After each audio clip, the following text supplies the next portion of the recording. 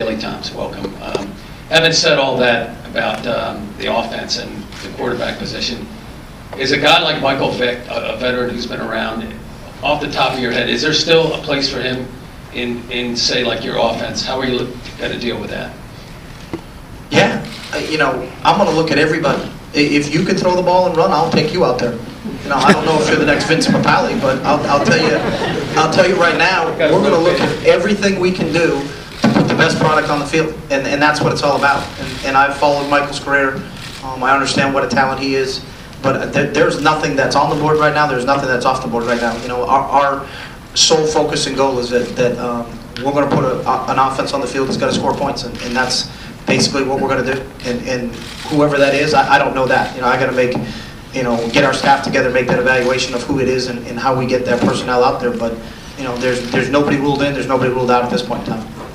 Matt Lombardo from 97.5 The Fanatic and TakeInToTheHouse.com. Coming off of a 4-12 season, there was a lot of finger pointing with some of the veteran players in terms of maybe not giving maximum effort down the stretch of the year.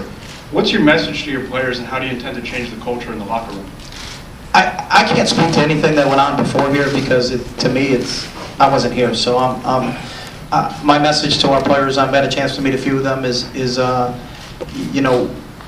we have one goal, and our goal is to get to the Super Bowl. And we're going to find a bunch of guys that are like-minded individuals that understand that the game of football is played by everybody. It's not an ideal. It's a team deal, and that's the thing. And you study the teams that win, whether it's at the high school level, the collegiate level, or in the National Football League. It's the best team wins, not the team with the most talented players. And we're going to surround ourselves with the best team, and that's our charge as a coaching staff, and we understand that. And our players will certainly understand that when I get a chance and an opportunity to meet with those guys. Coach, Michael DeLongo, Radio Pennsylvania, welcome to Philadelphia. Thank you. What was it about the Eagles in terms of the setup here that made you decide that this was the right fit for you after first? You mentioned you had some difficulties, making the move. What finally said this was the right move for you?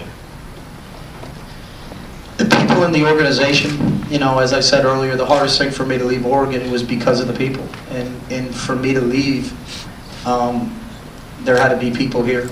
And in the time I met with Jeffrey and Howie and Don, it was very evident to me of their passion, very evident to me of their commitment, and that was a no-brainer. So I knew it was a great fit from the Saturday we had the meeting. It was just, can I leave what I have? And it's sometimes you have to leave the nest to better yourself, or leave one nest as a duck and go to another nest as an eagle. But I think the people in this organization, and when an Andy Reid tells me what it's like here, and Dick Vermeil, who I had a chance to speak with, there's a lot of people that I spoke with, and every single person just came back, kept saying the same things about the organization. So again, my decision was based on nothing to do with any trepidation about this organization. I wanted to be here. It was just,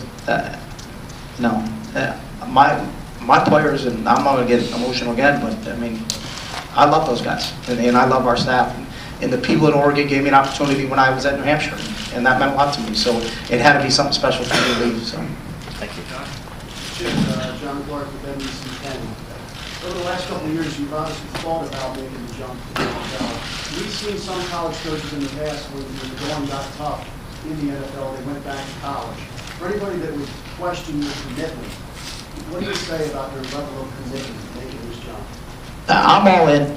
I think it was Cortez who burned the boats. So I burned the boats. I'm not going back. So I'm in. I'm an NFL coach, and this is where I want to be. And if there was any indecision in terms of I didn't want to be in, then I wouldn't have made that. I wouldn't have made the jump. But I made the jump, and I'm here, and I'm excited to be here. Hey Chip, Zach Berman from the Philadelphia Inquirer. What's your role in putting the roster together, acquiring personnel, and who's going to have final say in that process? My role is right now is clearly defining what we want, and just what is a cornerback? What are we looking for? Well, what's the height? What's the weight? What's the speed? What's the makeup of each individual position here? And then in collaboration with everybody. Not one person can do it all. And I've heard questions about that I want control over this, control over that. That has never been an issue, never is an issue for me. I'm a football coach, you know, and I'm not a general manager. I'm not a salary cap guy. I coach football, and I need people that can go out there and say, hey, this is what you want. These are these people, and it's going to be a collaboration. You know, we're all going to be on the same page. But I got no delusions of saying that, you know, I want all these different titles. I just want to coach football.